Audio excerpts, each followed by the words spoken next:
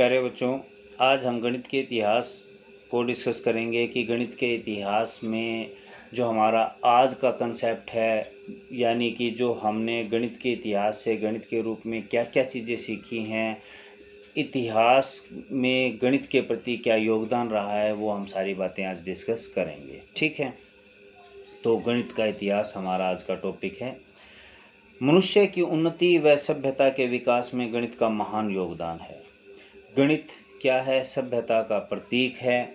हमारे देश में प्रारंभ से ही गणित को महत्वपूर्ण विषय माना जाता रहा है। वेदांग ज्योतिष में गणित की महत्ता पर प्रकाश डालते हुए लिखा है कि जिस प्रकार मयूरों की शिखाएं और सर्पों की मणियां शरीर में सर्वोपरि स्थान पर विराजमान हैं।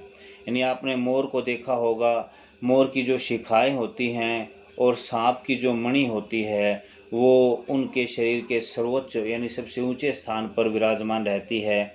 उसी प्रकार वेदों के सब अंगों तथा शास्त्रों में गणित को शिरोमणि माना गया है, यानी जो सिर पर रखने वाली मणि है वो माना गया है। ठीक है, ऐसा वेदांगों में लिखा गया है। भारतीय गणित का शुभारंभ ऋग्वेद से माना जाता है। ठीक है, तो भारतीय गणित की शुरुआत कहाँ से हुई थी? ऋग्वेद से हुई थी।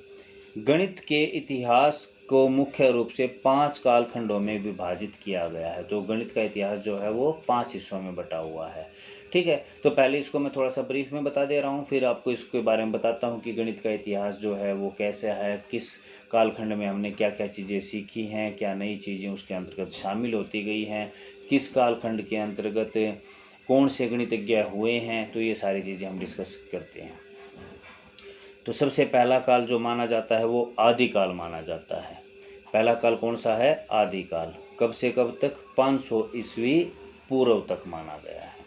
ठीक है, इसके को 2 हिस्सों में बांटा गया है। एक है वैदिक काल, ये 1000 ईस्वी तक माना गया है। दूसरा है उत्तर वैदिक काल, ये 1000 ईस्वी पूर्व से 500 ईस्वी पूर्व तक माना गया है। ये आपको पता ही होगा कि जो ईसा पूर्व है वो उल्टा चलता है। ठीक है, ईस्वी सीधी चलती है यानी 1 2 3, लेकिन ईसा पूर्व क्या होता है? उल्टा चलता है, यानी जो सब बड़ा साल है वो पहले काउंट होता है। उत्तर वैदिक काल के 2 हिस्से हैं, एक शुल्व एवं दूसरा है सूर्य प्रज्ञप्ति काल। दूसरे नंबर पर आता है हमारा पूर्व मध्य काल। पूर्व मध्य काल है 500 ईस्वी पूर्व से 400 ईस्वी तक। यानी 500 का मतलब क्या है? जैसे मैं इसको बता दे रहा हूँ, ये हमारा 0। 500 ईस्वी पूर्व यानी यहाँ से 500 यानी यहाँ से हमारा चलता है, 400 ईस्वी मतलब यहाँ तक, यानी लगभग कितने साल हो गए? 900 साल तक। 0 से पहले के साल को ईसा पूर्व कहते हैं, 0 के बाद के काल को हम ईस्वी कहते हैं। उसके बाद आता है हमारा मध्यकाल, स्वर्ण काल जिसे आप बोल सकते हो, 400 से 1200 तक। उसके बाद आता है हमारा उत्तर मध्यकाल, 1200 से 1800 तक। अब वर्तमान काल जो अब चल रहा है 1800 ईस्वी के पश्चात जो अब तक हमारा चल रहा है उसको हम कैसे बोलते हैं? वर्तमान काल। ठीक है, तो ये हमारे जो कालखंड हैं मैथ के अकॉर्डिंग वो हमने डिस्कस कर लिए हैं। मैथ के इतिहास में कितने कालखंडों में बांटा गया है? 5। आदिकाल, पूर्व मध्यकाल, स्वर्ण काल, उत्तर मध्यकाल और वर्तमान काल। इसके बाद किस कालखंड में हमने क्या क्या चीज़ें ली हैं, क्या क्या चीज़ें ग्रहण की हैं, वो सारी बातें हम डिस्कस कर रहे हैं यहाँ। ठीक है, तो सबसे पहले है हमारा आदिकाल। इस काल में अंकगणित एवं बीजगणित को स्थापित किया गया है। तो अंकगणित और बीजगणित की शुरुआत किसके अंतर्गत हुई है? आदिकाल के अंतर्गत हुई है। फिर बात आती है वैदिक काल की। इस काल में शून्य तथा दार्शनिक स्थानमान पद्धति का आविष्कार गणित के क्षेत्र में भारत की अभूतपूर्व देन है। तो वैदिक काल जो आदिकाल का ही पार्ट है, उसमें शून्य और दार्शनिक स्थान को महत्व दिया गया है। शून्य आप जानते हैं 0, और दार्शनिक स्थान का मतलब होता है जो हमारी, इसको कई बच्चे डेसिमल फॉर्म मानते हैं। डेसिमल फॉर्म ना होकर के ये बेसिक कंसेप्ट है। दार्शनिक का मतलब है 10 तक की गिनती की शुरुआत, यानी 0 से 9। 10 तक की गिनती यहाँ 10 नहीं है, 1 to 10 नहीं है, 0 to 9। 0 क्या है ये आपको बता ही गया है। तो दार्शनिक स्थान का मतलब है जो जैसे संख्यात्मक मान जिसे आप कहते हैं वो होता है दार्शनिक स्थान। 1 से 9 तक के अंकों को क्या कहा जाता है? हिंदसा कहा जाता है। ठीक है, कौन कहते थे? अरब के लोग ऐसा कहते थे। तो आदिकाल के वैदिक काल कंसेप्ट को हमने समझ लिया है। आदिकाल में अंकगणित और बीजगणित की उत्पत्ति हुई। वैदिक काल में शून्य और दशमिक स्थान की उत्पत्ति हुई। 1 से 9 तक के अंकों को अरबों ने क्या कहा है? हिंसा कहा है। उसके बाद है हमारा उत्तर वैदिक काल। उत्तर वैदिक काल के अंतर्गत शुलु एवं वेदांग ज्योतिष काल जो हुआ है, शुलु सूत्रों में रेखा गणित के सूत्र का विकास एवं विस्तार उपलब्ध है। तो इसमें मैंने आपको बताया है पहले ही, तो इसमें ज़्यादा कुछ नहीं है। इसके अंतर्गत हमने क्या देखना है कि किस काल में कौन कौन से गणितज्ञ हुए हैं और किस गणितज्ञ का क्या क्या योगदान रहा है और मैथ में क्या क्या हमने इस चीज़ में तरक्की की है। ठीक है, क्या क्या नया हम जान पाए हैं। बोधायन और आपस्तंभ और कात्यायन इस काल के प्रसिद्ध सूत्रकार हैं। ठीक है। सूर्य प्रज्ञप्ति काल, इस काल की प्रमुख कृतियाँ सूर्य प्रज्ञप्ति और चंद्र प्रज्ञप्ति हैं, जो जैन धर्म के प्रसिद्ध ग्रंथ हैं। सूर्य प्रज्ञप्ति काल में कौन कौन हुआ? सूर्य प्रज्ञप्ति और चंद्र प्रज्ञप्ति।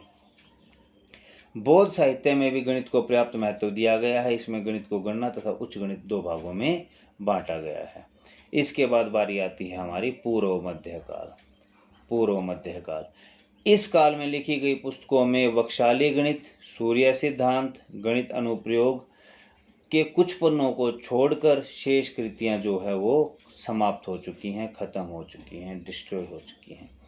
सूर्य सिद्धांत में त्रिकोणमिति का विस्तृत विवरण मिलता है। इसमें जो साइन और कोसाइन, जो आप साइन और कोस वगैरह पढ़ते हैं, साइन कोस टेन जो है ट्रिग्नोमेट्री में पढ़ते हैं, वो कब हुई? पूर्व मध्य काल के अंतर्गत आई। भारतीयों ने त्रिकोणमिति का प्रयोग ग्रहों की स्थिति, गति आदि के निर्धारण में किया था। तो ये हमारी पूर्व मध्य काल से संबंधित बातें थी।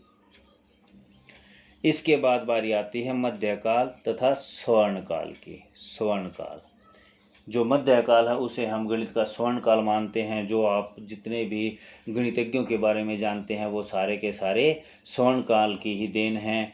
आर्यभट्ट प्रथम, द्वितीय भी, ब्रह्मगुप्त भी, भास्कर भी, महावीर आचार्य जैसे अनेक महान एवं श्रेष्ठ गणितज्ञ हुए।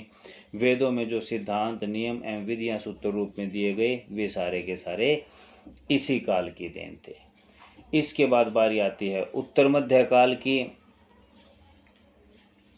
उत्तर मध्य काल, उत्तर मध्य काल, इस काल की प्रमुख देन प्राचीन ग्रंथों पर टीकाएं हैं। इस युग में केरल के गणितज्ञ नीलकंठ ने 1500 ईस्वी में आर का मान दिया है। इस सूत्र का उल्लेख मलयालम पांडुलिपि मुक्तिभास में भी किया गया है, जिसे हम ग्रेगरी श्रेणी के नाम से जानते हैं। तो जो आर है, जो ग्रेगरी श्रेणी है, वो उत्तर मध्य काल की देन है। और लास्ट में आता है हमारा वर्तमान काल। गणित के इतिहास में हमें केवल इन कालखंडों के बारे में पता होना चाहिए कि कालखंड क्या है, किस कालखंड की सीमा कहाँ से कहाँ तक है और किस कालखंड में हमने क्या क्या गणित में प्राप्त किया है और कौन कौन किस कालखंड के अंतर्गत कौन कौन गणितज्ञ हुए हैं। लास्ट में हमारा आता है वर्तमान काल। इस युग में गणित के क्षेत्र में महत्वपूर्ण अनुसंधानों तथा सिद्धांतों का प्रतिपादन हुआ, जिसमें गणित को नई दिशा प्राप्त हुई। इस युग में श्री रामानुजन तथा का नाम विशेष रूप से उल्लेखनीय है। जो रामानुजन हुए हैं वो किस काल की देन है?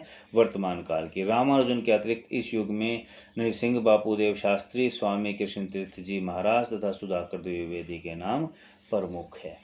ठीक है, तो बच्चों गणित के इतिहास का बेसिक पोर्शन हमने यहाँ डिस्कस कर लिया है। गणित के इतिहास में अब किस किस कालखंड में कौन कौन कवि हुए हैं और उन कवियों ने क्या क्या अलग अलग योगदान दिए हैं, वो उस पर्टिकुलर कवि के बारे में डिस्कस किया जाता है। ठीक है, तो ये था हमारा गणित का इतिहास, यानी गणित में हमने क्या क्या स्टार्टिंग से और क्या आज तक अचीव कर लिया है, किस कालखंड में क्या क्या चीज़ें अचीव की गई है। ठीक है, धन्यवाद।